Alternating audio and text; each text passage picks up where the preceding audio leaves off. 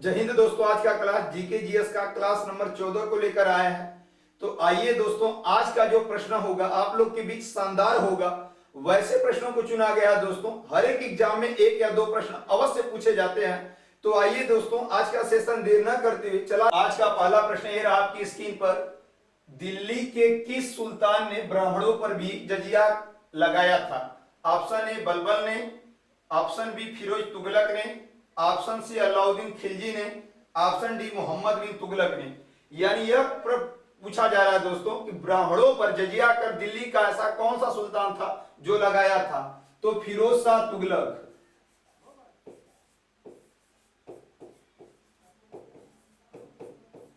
फिरोज शाह तुगलक ने यह ब्राह्मणों पर भी जजिया कर लगाया था और यह तुगलक वंश का राजा था। तुगलक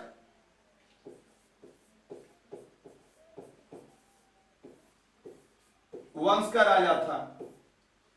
फिरोज शाह ने 5 बड़े नहरों का निर्माण कराया था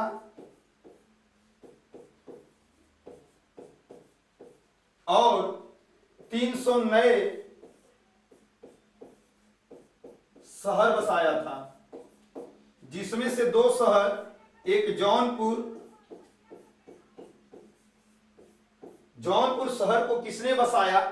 तो फिरोज शाह ने, और दूसरा शहर था फिरोजाबाद, और यह फिरोजाबाद दिल्ली में पड़ता है। यानी 2 शहर फिरोज शाह ने बसाया था और इन्होंने ब्राह्मणों पर जजिया कर लगाया था।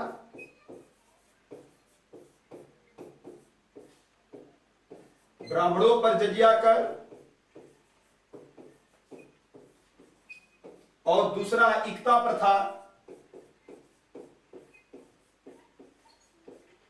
दोबारा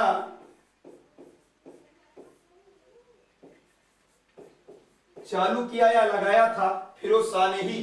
तो इस प्रकार से ऑप्शन हो जाएगा दोस्तों बी, फिरोज तुगलक ने।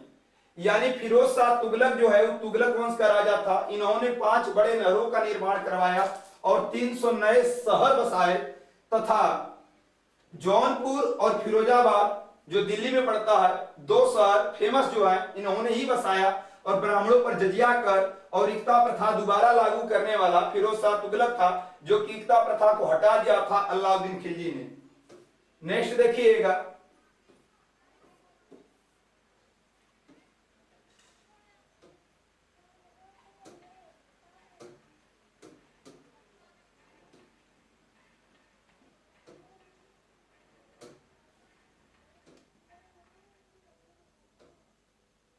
जौनपुर की स्थापना किसने किया?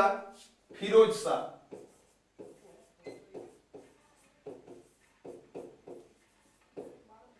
नहर निर्माण कराने वाला दिल्ली का प्रथम सुल्तान था गयासुद्दीन तुगलक। गयासुद्दीन तुगलक जो था वो दिल्ली का प्रथम नहर निर्माण करने वाला था। किस मुस्लिम शासक के सिक्कों पर देवी लक्ष्मी की आकृति बनी थी? तो वो मोहम्मद गोरी था। मोहम्मद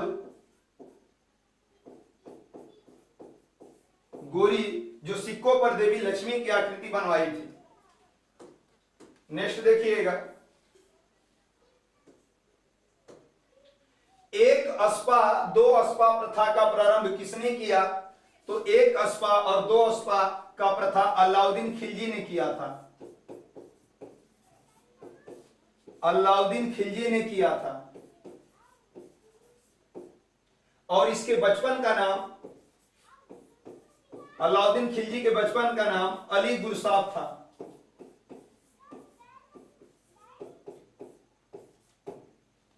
अलाउद्दीन खिलजी ने सैनिकों को नगद वेतन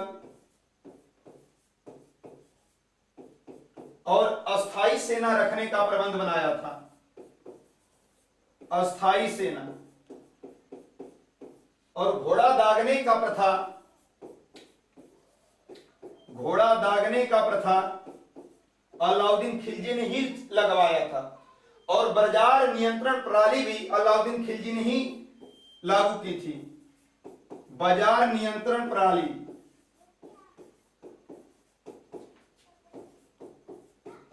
इसमें क्या होता था कि व्यापारी जो भी ईमानदारी से यदि काम नहीं किया तो उसके शरीर से मांस को काटने का ऐलान जो किया था अलाउद्दीन खिलजी, और उसी का नाम बाजार नियंत्रण प्रणाली है।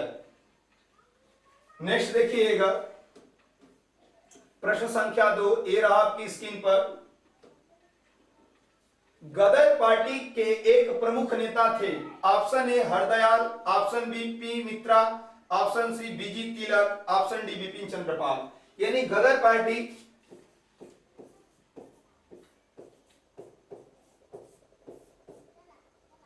इसकी स्थापना जो हुई थी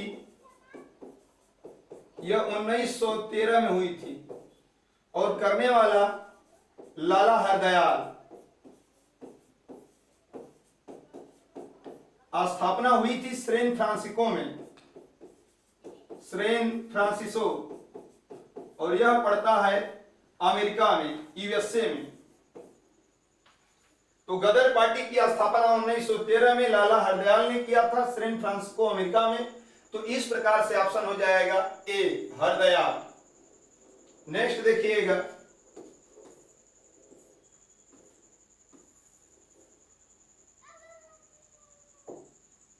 बाल गंगाधर तिलक द्वारा शुरू की गई साप्ताहिक पत्रिका कौन थी? साप्ताहिक पत्रिका बाल गंगाधर तिलक द्वारा केसरी प्रारंभ की गई थी। स्वराज मेरा जन्मसिद्ध अधिकार है और उसे मैं लेकर रहूंगा, यह कथन किसने कहा? बाल गंगाधर तिलक। बाल गंगाधर तिलक ने। नेक्स्ट देखिएगा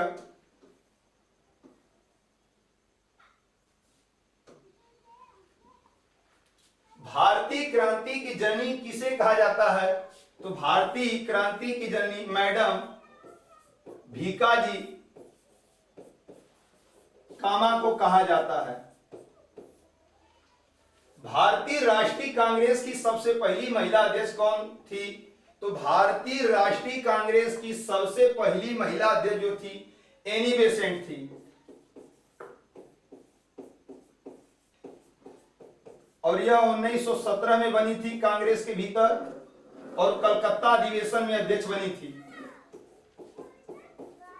कलकत्ता अधिवेशन में अध्यक्ष बनी थी। और एनी बेसेंट रहने वाली कहां की थी? आयरलैंड। भारतीय राष्ट्रीय आंदोलन के 1905 से 1917 की अवधि को क्या कहा जाता है? उग्रवादी चरण। 1905 से 1917 का जो समय अवधि वो उग्रवादी चरण के नाम से जाना जाता है। नेक्स्ट देखिएगा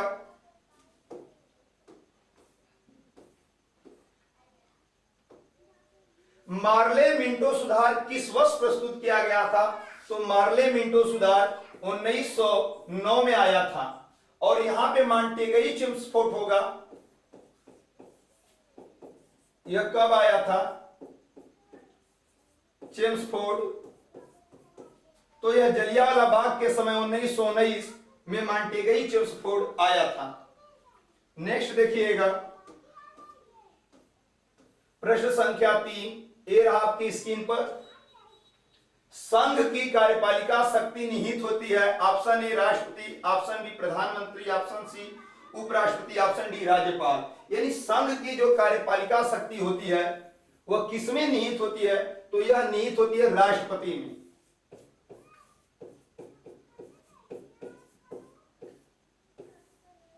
राष्ट्रपति में संघ की कार्यपालिका शक्ति निहित होती है। और यह भारत का प्रथम नागरिक माना जाता है। भारत का प्रथम नागरिक कौन है? तो राष्ट्रपति होता है। और राष्ट्रपति बनने के लिए उम्र कितनी चाहिए? तो न्यूनतम 35 वर्ष चाहिए। और इसका कार्यकाल कितने वर्ष का होता है? तो कार्यकाल हो जाएगा इसका 5 वर्ष का होता है, यानी जिस दिन से शपथ लेंगे उसी दिन से इसका कार्यकाल प्रारंभ हो जाएगा। राष्ट्रपति, भारत का जो राष्ट्रपति का पद होगा, राष्ट्रपति का जो पद है भारत में वो अनुच्छेद 52 में है। राष्ट्रपति की जो शपथ है,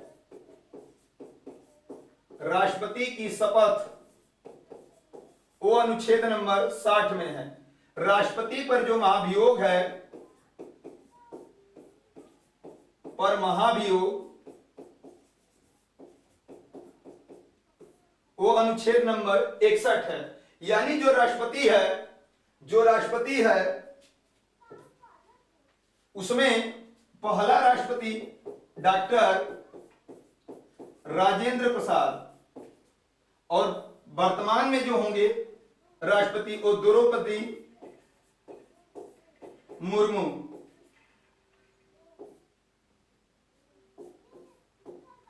और यह उड़ीसा मयूरभंज जिला की रहने वाली हैं। तो इस प्रकार से ऑप्शन हो जाएगा दोस्तों ए। नेक्स्ट देखिएगा,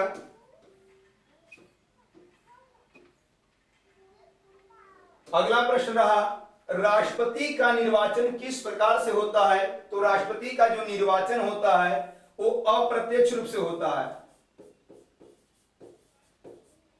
अप्रत्यक्ष रूप से होता है और एकल संक्रमणी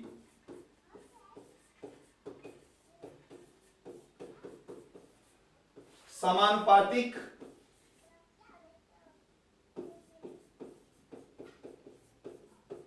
पातिक प्रक्रिया द्वारा होता है। एक व्यक्ति राष्ट्रपति पद के लिए अधिकतम कितनी बार निर्वाचित हो सकता है? तो भारत में इसकी कोई सीमा नहीं है, वो चाहे कितना भी बार बन सकता है, कोई सीमा नहीं है। भारतीय सशस्त्र सेना का सर्वोच्च कमांडर कौन होता है? तो सर्वोच्च कमांडर जो होता है वो राष्ट्रपति होता है। यानी तीनों सेनाओं, जल वायु थल, तीनों सेनाओं का जो मुखिया माना जाएगा वो राष्ट्रपति होगा। नेक्स्ट देखिएगा, राष्ट्रपति चुनाव संबंधित मामले किसके पास भेजे जाते हैं? तो राष्ट्रपति चुनाव संबंधित जो मामले होंगे वो उच्चतम न्यायालय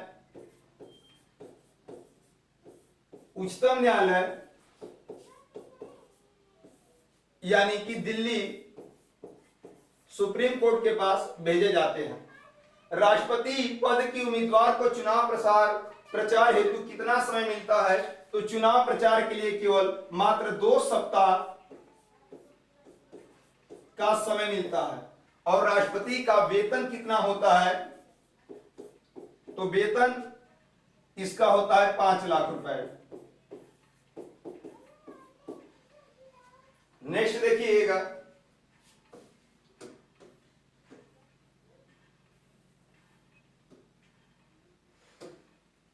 स्वतंत्र भारत की प्रथम राष्ट्रपति कौन थे? यानी जब स्वतंत्र हुआ भारत उस समय प्रथम राष्ट्रपति कौन थे? तो डॉक्टर राजेंद्र प्रसाद। डॉक्टर राजेंद्र प्रसाद स्वतंत्र भारत के प्रथम राष्ट्रपति थे। राष्ट्रपति को पद और गोपनीयता का शपथ कौन दिलाता है? तो सर्वोच्च न्यायालय के मुख्य न्यायाधीश। सर्वोच्च न्यायालय के मुख्य न्यायाधीश।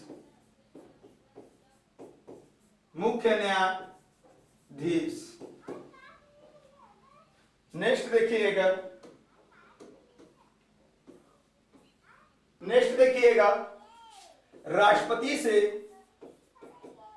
संबंधित अनुच्छेद, राष्ट्रपति से संबंधित अनुच्छेद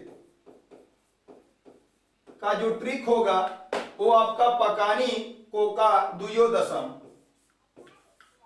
पकानी कोका दुयोदशम, इसका आपका एक ट्रिक है।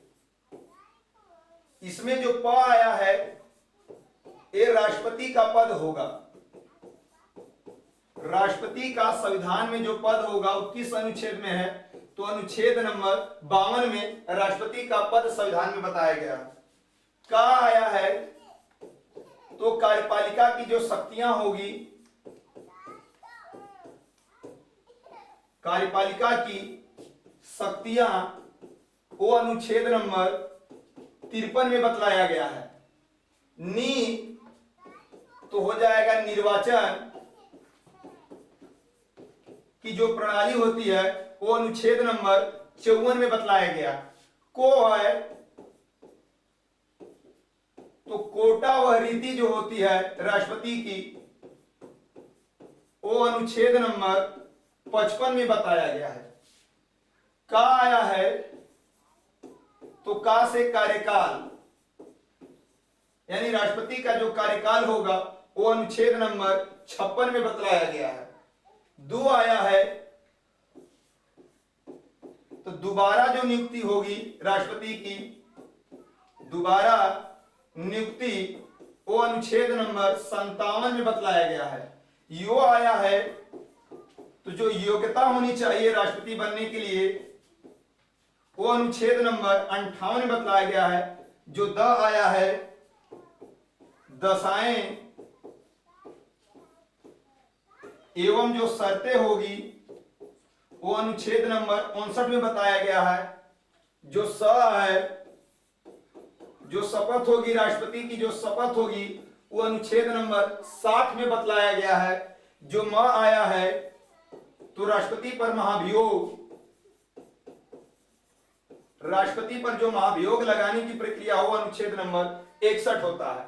तो इस प्रकार से राष्ट्रपति से संबंधित सभी अनुच्छेद आपका इसमें आ जाएगा। नेक्स्ट देखिएगा प्रश्न संख्या 4, ये रहा आपकी स्क्रीन पर। खाद्य एवं कृषि संगठन FAO का मुख्यालय स्थित है। ऑप्शन ए न्यूयॉर्क में, ऑप्शन बी पेरिस में, ऑप्शन सी रोम में, ऑप्शन डी जिनेवा में। तो जो FAO है इसका फुल फॉर्म हो जाएगा फूड एंड एग्रीकल्चर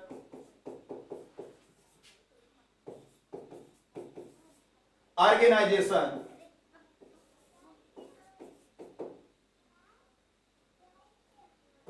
ऑर्गेनाइजेशन यानी खाद्य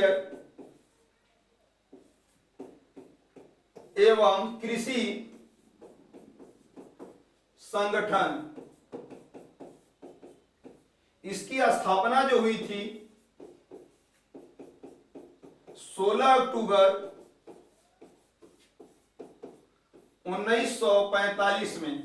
FAO का जो मुख्यालय है, हेडक्वार्टर जो होगा वो रोम इटली में होगा। इसमें FAO में कुल देश कितने हैं? तो कुल देशों की संख्या 195 देश इसमें सम्मिलित है। तो इस प्रकार से ऑप्शन हो जाएगा दोस्तों सी। नेक्स्ट देखिएगा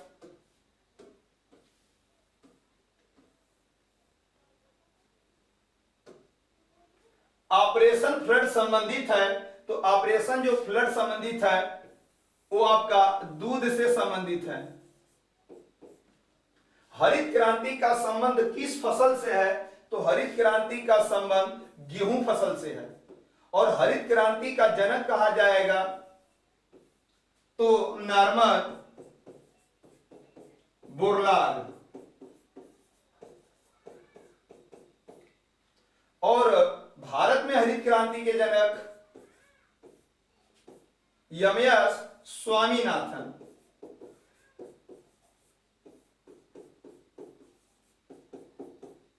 हरित क्रांति का संबंध किस फसल से है? गेहूं से।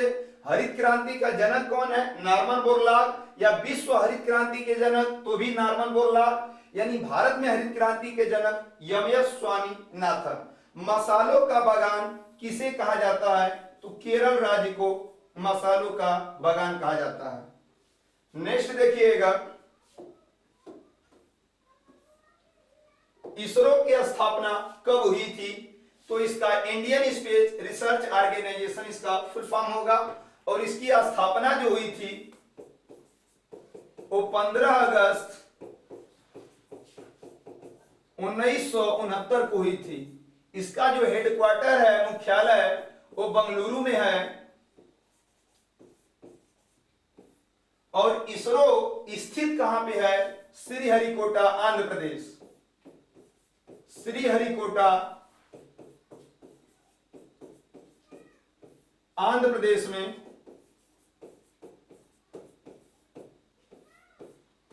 आपका इसरो स्थित है। और इसरो के पहला जो अध्यक्ष होगा विक्रम साराभाई। विक्रम साराभाई।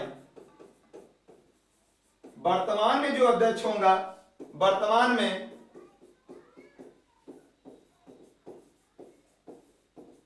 सोमनाथ शर्मा। सोमनाथ शर्मा, और ये 10वें नंबर के अध्यक्ष हैं। इसरो की स्थापना कब हुई थी? 15 अगस्त 1969। हेडक्वार्टर बंगलुरु स्थित है, श्रीहरिकोटा, आंध्र प्रदेश। पहला अध्यक्ष विक्रम साराभाई, वर्तमान अध्यक्ष सोमनाथ शर्मा 10वें नंबर के अध्यक्ष हैं। नेक्स्ट देखिएगा प्रश्न संख्या 5, ये रहा आपकी स्क्रीन पर।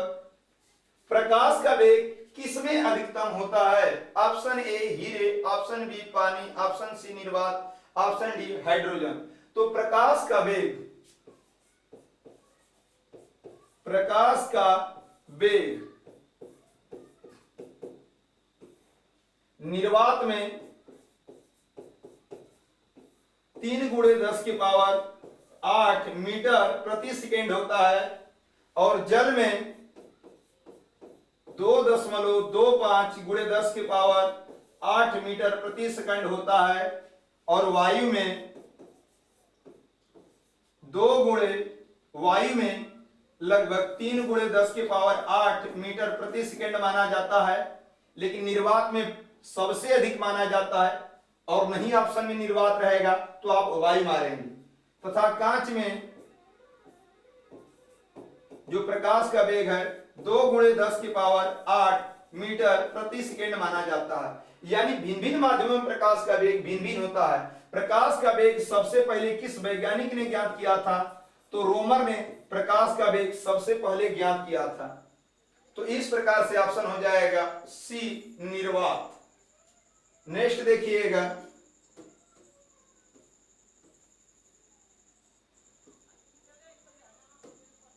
माध्यम के तापमान में वृद्धि के साथ साथ प्रकाश की गति क्या होता है? तो माध्यम का तापमान बढ़े या घटे, प्रकाश का वेग अपरिवर्तित रहेगा, वर्तित रहता है।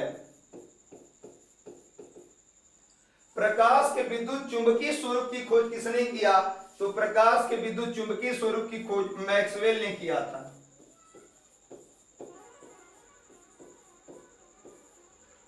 प्रकाश तरंग किस प्रकार की तरंग है? तो प्रकाश जो तरंग है वो आपकी अनुप्रस्थ तरंग है, अनुप्रस्थ तरंग है। नेक्स्ट देखिएगा,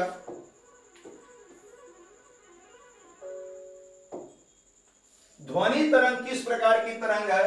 तो ये वायु में अनुदैर्ध्य तरंग मानी जाती है, अनुदैर्ध्य तरंग मानी जाती है। और प्रकाश तरंग माना जाता है अनुप्रस्थ। इसे लंबे समय तक याद रखने के लिए आपको इतना ध्यान देना होगा कि यहां से प्र है तो यहां भी प्र है, यहां आधा ध है तो यहां भी आधा ध है। तो इस प्रकार से ध्वनि तरंग किस प्रकार की तरंग है? अनुदैर्ध्य तरंग।